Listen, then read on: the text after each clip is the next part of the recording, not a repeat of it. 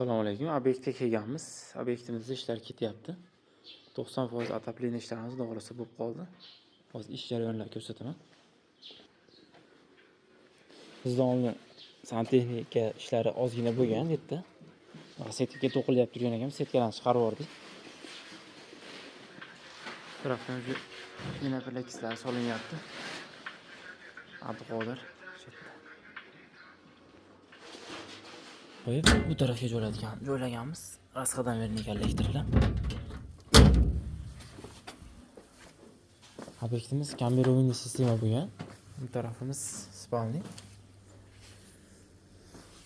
Radiator. Karavotdan qoldirilgan. Bu tarafda joy tashilgan, bu taraf sanuzel bo'ladi. O'rtadan bo'lma.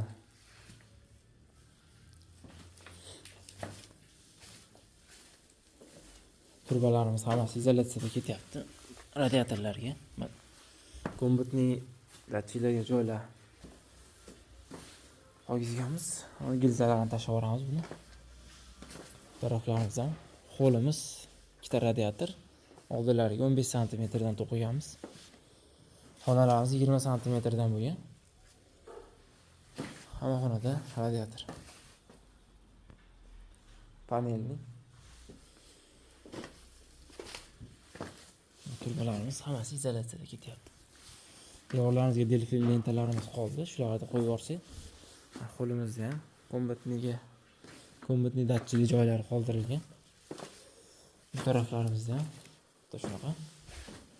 Hamma xonamizda datchiklarimiz bor, kombutning datchiklar. Rasxodni ancha kamaytiradi. Kombutning datchik qo'yilsa.